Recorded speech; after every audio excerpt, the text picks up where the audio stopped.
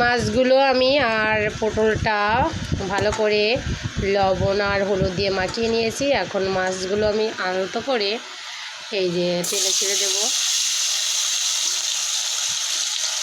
মাছগুলো তেলে ছেড়ে দিয়ে ভেজে নেব।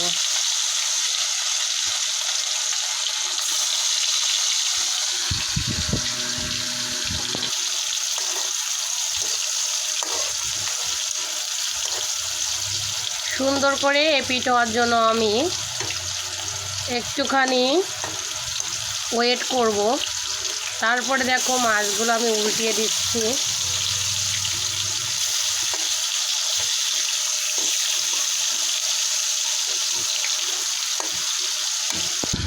আমি দুইটা পটল ভাজি করার জন্য কেটে নিয়েছি, ওটা ছাল উঠাই নিয়েছি। আর উঠাই নিয়ে আমি এগুলোকে কী করলাম, সুন্দর করে হলুদ আর লবণটা মাখিয়ে দিয়েছি। মাছ হচ্ছে ওখানে, মাছ হওয়ার পরে এই মাছটা দিয়ে রান্না করব। আমি একটুখানি তরকারি রান্না করব, পাতলা তরকারি। গরমের সময় পাতলা তরকারি খাওয়া আমাদের জন্য বেশ উপকারী। সেটার জন্য আমি আগে থেকে বানিয়ে রেখেছি কিছুটা ভেন্ডি, আর আমরা বলি ঢেঁড়স। ঢেঁড়সটা কেটে রেখে দিয়েছি এখানে। আর এই মাছটা হয়ে যাওয়ার পরে আমি কিন্তু ওকে পটল ভাজিটা করে নিব। মাছটা আমার এক পিঠ হয়ে গেছে, জমতো আমি একটু উল্টিয়ে নিব। দেখি ব্রাউন কালার হওয়া পর্যন্ত কিন্তু আমি এই মাছটাকে ভাজতেই থাকবো। এই মাছগুলো কিন্তু বড় পিস করা রয়েছে, এটা আমাদের বাজার থেকে কেনার সময় পিস করে নিয়ে আসে, আমি কিন্তু কাটি না। আর আমার কন্যারা কিন্তু মাছ খায় না, এই জন্য সমস্যা। মাছ খায় না, আমাদের মাছের একটু সমস্যা, ওদের খায় না, এই জন্য।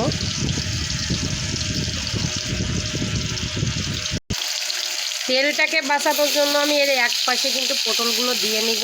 দিয়ে নিলে মাছটাও ব্রাউন কালারের মতো সুন্দর ভাজি হবে, আর এ পাশ দিয়ে আমার পটল ভাজিটা হয়ে যাবে। তার জন্য আমি এই যে পটলগুলো ছেড়ে দিলাম ওটার ভিতরে। দেখো, এটা আমার নিউ টেকনিক, যেটা আমি একই সঙ্গে দুইটা কাজ করে নিচ্ছি। ভাজিটা হয়ে যাবে, ওপাশে আমার তরকারিটা হয়ে যাবে। আমি কি করছি, এগুলোকে এই মাছের ভিতরে দিয়ে দিলাম। এটা ভাজি হতে আমি কিছুটা সময় নিচ্ছি। বন্ধুরা, আমার মতো বুদ্ধি কার কার বলো তো? আসলে গৃহিণী কাজের মানে কি বলবো, বাড়ির মহিলাদের তো আসলে এরকম বুদ্ধি একটু রাখতেই হবে, না রাখলে আসলে সংসারটা গোছানো সম্ভব নয়। আর আপনারা তো দেখেন আমি কীরকম কিপটেমি করি, আর কিপটেমি না করলে আসলে হয় না। যদিও আমি একটু কিপটেমি করি, তাতে কিন্তু আমার বেশ ভালো লাগে, আমার খারাপ লাগে না। আমার কিন্তু ওই যে যেটা বলেন না কেন, ওই যে মানে অতিরিক্ত যে কাজটাগুলো যে মানে আছে বলে আমার সেই সবটাই করতে হবে, খেতে হবে বা পড়তে হবে, সাজুগুজু দিয়ে বেড়াতে হবে, এই জিনিসটা আমার ভিতরে অতটা আসে না। যেহেতু আমি অতটাও টাকা পয়সার মানুষ না, সেই জন্য আমার ওই জিনিসটা মাথায় একদম আসে না। আমি চিন্তা করি যদি পরিশ্রম করি, আমার পরিশ্রমের ফলটা দিয়ে আমি নিজেই উপভোগ করতে পারবো। এটার জন্য কিন্তু আমি পরিশ্রম অনবরত চালিয়ে যাই, তাই জন্য আমার এদিক ওদিক কিছুই আসে না। দেখেছো আমার যে নিউ বুদ্ধিটা, একের ভিতরে দুই কথাই আছে না, একের ভিতরে দুই। দেখছেন, এই যে একের ভিতরে দুই, অর্থাৎ আমি একই সঙ্গে মাছটাও ভেজে নিচ্ছি, আমার তার সঙ্গে এই পটলগুলো ভাজি হয়ে যাচ্ছে তেলের ভিতরে। এটা সুন্দর ভাজি হচ্ছে। আমি এরপরে কিছু কাঁচা লঙ্কা ছেড়ে দিব। কাঁচা লঙ্কা ছেড়ে দিলে কি হয়, ওই ভাজিটা দিয়ে এটা খাওয়া যাবে, এর জন্য। পটল ভাজিটা দেখুন আমার ব্রাউন কালারের হয়ে যাচ্ছে প্রায়, অর্থাৎ এই যে আমার একই সঙ্গে মাছটাও সুন্দর ভাজি হচ্ছে, পাশে আমার পটলটাও সুন্দর করে ভাজি হয়ে যাচ্ছে, দেখছেন? তাহলে আমার বুদ্ধিটা কি খারাপ? একই সঙ্গে আমার মাছ ভাজা, আর মাছটা দিয়ে তো আমি বলেছি ভেন্ডি রান্না করব। এই ভেন্ডিটা রান্না করার সঙ্গে সঙ্গে যে মাছগুলো যেহেতু বড় বড় পিস, ওর ভিতরে যেতে একটু কিছুটা সময় লাগবে, এই জন্য আমি সময়টা নিয়ে কাজ করে যাচ্ছি। দেখো, দেখছো সুন্দর একটা ব্যাপারটা আমার খুবই চমকপ্রদ লাগলো আর ভালো লাগলো।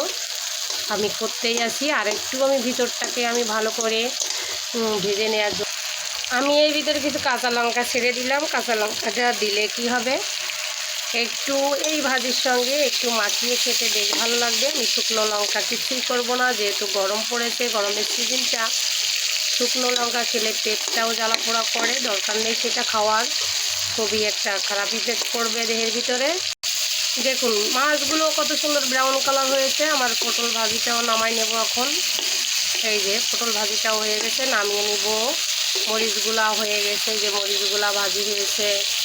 এখন আমি দেখুন মাছ ভাজিটা কত সুন্দর হয়ে গেছে। এরপরে আমি কিছুটা মরিচ কেটে চিড়ে রেখেছিলাম, ওইটা দিয়ে আমি নাড়াচাড়া করে নিচ্ছি। এরপরে যেটা করব, এই যে নাড়াচাড়া করার পরে আমি দারচিনিটা জিরেটা দিয়ে দিলাম ঢেলে। আমি রান্না করতে চলেছি এই মাছটা দিয়ে। মাছটা সুন্দর করে ভাজি হয়ে যাওয়ার পরে আমি কিছুটা দিয়েছিলাম এটা গোটা কয়েকটা দারচিনি। মাছটা কত সুন্দর ভাজি করেছি দেখেছেন। এবার যেটা করণীয় সেটা হলো আমি এবার এর ভিতরে কিছু ভেন্ডিগুলো ঢেলে নাড়িয়ে চাড়িয়ে নিচ্ছি। এবার আমি কিছুই করব না, শুধুমাত্র এই নাড়িয়ে চাড়িয়ে নেওয়ার পর এরপরে জল ঢেলে